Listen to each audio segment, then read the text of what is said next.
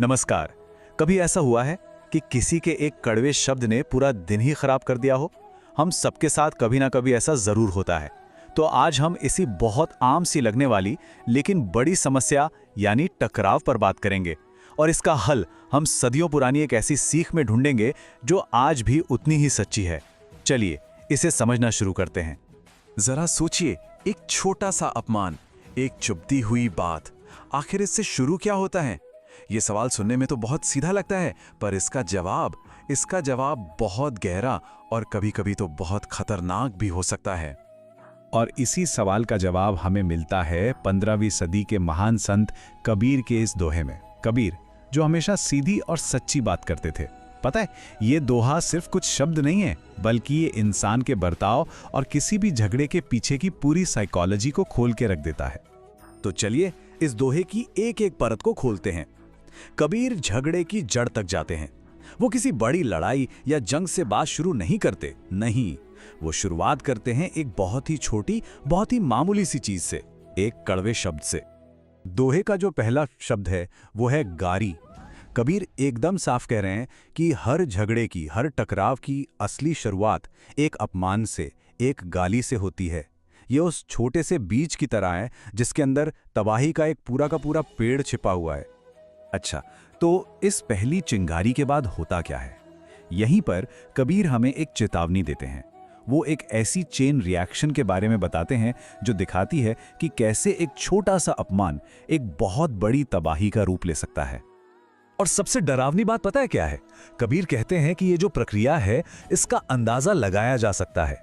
मतलब ये कोई इत्तेफाक नहीं है, बल्कि एक के बाद एक होने वाली घटनाओं का एक तयशुदा रास्ता है, बिल्कुल डोमिनो इफेक्ट की तरह। तो ये रास्ता है क्या? ये 4 सीढ़ियों वाला एक फिसलन भरा रास्ता है। देखिए, शुरुआत होती है गारी यानी अपमान से। ये गारी जन्म देती है कलह यानी झगड़े को। उस झगड़े से पैदा होता है कष्ट यानी तकलीफ, और इसका अंत होता है मीच पर यानी विनाश पर। कलह वो आग है जो गारी की एक चिंगारी से भड़कती है। ये वो पल है जब हम सिर्फ सुनते नहीं हैं, बल्कि जवाब देकर, बहस करके उस आग में घी डाल देते हैं और उसे और भी बड़ा बना देते हैं। और जब कलह शुरू हो जाती है तो कष्ट का आना तो तय है। ये एक ऐसा जहर है जो धीरे धीरे फैलता है। ये वो दिमागी और भावनात्मक दर्द है जो झगड़े में शामिल हर इंसान को झेलना पड़ता है। इससे कोई नहीं बचता।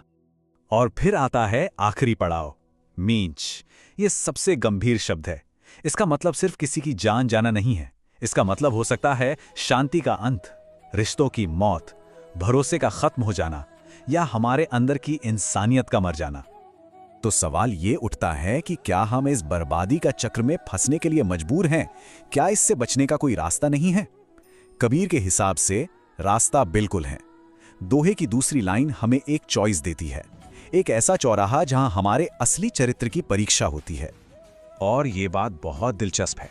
कबीर ये नहीं कहते कि अपमान सहना हमारे चरित्र को बताता है, नहीं, बल्कि उस अपमान पर हम जो प्रतिक्रिया देते हैं वो हमारे असली चरित्र को बताता है। ये एक आईने की तरह है जिसमें हम खुद को देख पाते हैं। यहाँ 2 एकदम अलग रास्ते हैं और उनके नतीजे भी बिल्कुल अलग हैं। एक तरफ है साधु जो अपमान सुनकर हार मान लेता है, मतलब वो अपने ईगो को साइड में रखकर वहां से हट जाता है। और दूसरी तरफ है नीच जो उस अपमान में उलझ जाता है, लड़ने लगता है। एक रास्ता शांति की तरफ जाता है और दूसरा बर्बादी की तरफ। यहाँ साधु का मतलब समझना बहुत जरूरी है। कबीर के लिए साधु वो नहीं है जिसने कोई खास कपड़े पहने हो या जिसके पास बहुत ज्ञान हो। नहीं, असली साधु वो है जिसके पास झगड़े से पीछे हटने की समझदारी और हिम्मत है। ये कमजोरी नहीं, बल्कि असली ताकत की निशानी है। और नीच कौन है? वो जो अपने अहंकार का गुलाम है, जो लड़ने के लिए मजबूर हो जाता है। वो इस विनाश के चक्र का हिस्सा बन जाता है, आग को और भड़काता है और आखिर में खुद भी उसी आग में जलता है। अच्छा, तो ये तो हुई 15वीं सदी की बात। आज की हमारी इस 21वीं सदी की दुनिया में जहां हर कोई एक दूसरे से जुड़ा है, इस सीख का क्या काम?